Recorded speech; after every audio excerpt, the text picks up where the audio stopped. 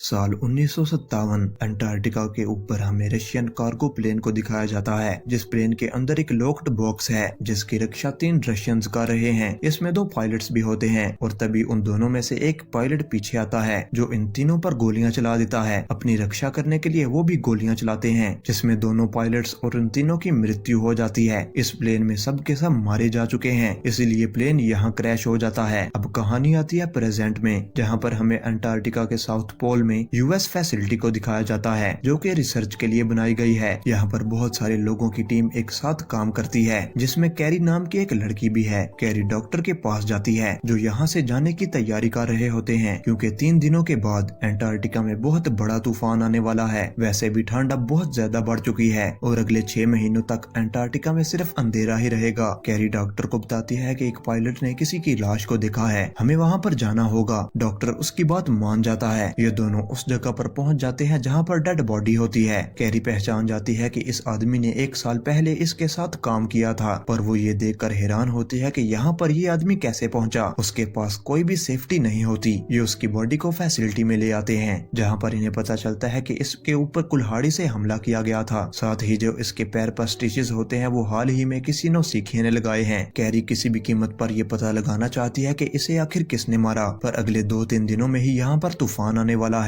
और अब आखिरी प्लेन यहाँ से निकल जाएगा। कैरी अगर उस प्लेन में नहीं गई तो वो अकेले ही यहाँ 6 महीनों के लिए फंस जाएगी। इसीलिए कैरी और वो डॉक्टर ये तय करते हैं कि इस बॉडी को वो अपने साथ यूएस ले जाएंगे, जहाँ पर ये इस बॉडी को एफबीआई को सौंप देंगे ताकि एफबीआई खुद इस केस को इन्वेस्टिगेट करे। दरअसल ये जो बॉडी है ये एक साइंटिस्ट की है जो अपने 2 और कोलीग के साथ यहीं से कुछ दूरी पर कैंप लगाकर मीटरॉइड को स्टडी करने के लिए रुका हुआ था। पर हैरानी की बात ये होती है कि साइंटिस्ट की जो बॉडी मिली है वो इसके कैंप से बहुत दूर मिली है। इसकी बॉडी पर कुल्हाड़ी के निशान भी हैं। कैरी अब किसी भी कीमत पर जानना चाहती है कि इस साइंटिस्ट के साथ क्या हुआ, इसीलिए स्टेशन के मैनेजर की मदद से वो रेडियो से साइंटिस्ट के साथी को कॉल करती है। वो कहता है कि अगर तुम्हें सच जानना है तो तुम्हें यहाँ पर आना होगा, और अब कैरी वहाँ पर जाने की तैयारी करने लगती है। डॉक्टर उसके पास आता है और उसे बताता है कि तूफान 10 घंटे पहले आने वाला है, तुम्हें ये स्टेशन छोड़कर कहीं नहीं जाना चाहिए। कैरी कहती है कि मेरा उस कैंप में पहुँचना बहुत जरूरी है जहाँ पर साइंटिस्ट के 2 साथी हैं, और अब वो पायलट के साथ उस जगह पर पहुंच जाती है और अब तूफान भी शुरू हो जाता है। कैरी अब जल्दी से अंदर जाती है, जहां पर वो देखती है कि वो साइंटिस्ट जिसने उसे यहाँ पर बुलाया था उसे किसी ने मार दिया। और तभी एक आदमी जिसके हाथ में कुल्हाड़ी होती है, जिसने अपने पूरे शरीर को कवर कर रखा होता है, वो कुल्हाड़ी से उसके ऊपर हमला कर देता है। कैरी उसका चेहरा नहीं देख पाती। वो अपनी जान बचाने के लिए बाहर निकल जाती है जहाँ पर तूफान चल रहा होता है। कैरी किसी तरह से अपनी जान बचाकर सामने के दूसरे कैंप में चली जाती है। अब वो आदमी अंदर आने की बहुत कोशिश करता है, लेकिन कैरी किसी तरह से दरवाजे को बंद कर देती है। अब ठंड बहुत ज्यादा होने के कारण कैरी की 2 उंगलियां दरवाजे पर ही चिपक जाती हैं, और जब वो अपनी उंगलियां वहां से निकालती है तो वो बेहोश हो जाती है। कैरी को जब होश आता है तो उसके सामने वही पायलट होता है जिसके साथ वो यहाँ तक आई है। पायलट उसे बताता है कि तुम बेहोश हो गई थी, मैं तुम्हें यहाँ पर ले आया। कैरी उसे बताती है कि मैं जिस साइंटिस्ट से मिलने के लिए यहाँ पर आई थी किसी ने उसे मार डाला है और उसने मुझे भी मारने की कोशिश की। हमें अंदर जाकर देखना होगा, उस इंसान को पकड़ना होगा। और अब ये दोनों मिलकर अंदर जाते हैं, जहाँ पर पहले ही एक आदमी बॉडी को इन्वेस्टिगेट कर रहा होता है। कैरी उस पर गन तान देती है। वो आदमी बताता है कि मेरा नाम रॉबर्ट प्राइस है, मैं यूएन सिक्योरिटी एजेंट हूँ और मुझे खास तौर पर इस केस को देखने के लिए भेजा गया है। ये अंटार्कटिका का दूसरा मर्डर है, हम इसे इंटरनेशनल इशू नहीं बनाना चाहते। सबसे पहले हमें उस जगह पर जाना होगा जिस जगह पर ये तीनों आखिरी मर्तबा गए थे, और अब ये अपनी गाड़ी से उस जगह पर पहुँच भी जाते हैं। पर वहाँ पर पहुँचने के बाद इन्हें कुछ भी खास नहीं मिलता। पर जब कैरी ध्यान से देखती है तो वो बताती है कि इस जगह को खोदा गया था, इसके बाद फिर से इस जगह को बर्फ से ढक दिया गया। यहाँ पर कुछ न कुछ तो हुआ है। और तभी बर्फ धंसने की वजह से कैरी उसके अंदर गिर जाती है, जो कि एक सुरंग की तरह होता है। अब प्राइस भी नीचे आ जाता है और यहाँ पर इन्हें एक प्लेन का दरवाजा दिखाई देता है। ये उस दरवाजे को खोलकर अंदर चले जाते हैं। ये वही प्लेन है जो आज से कई दशक पहले यानी कि सन 1957 को अंटार्कटिका में क्रैश हुआ था, जिसमें वो लॉक्ड बॉक्स था।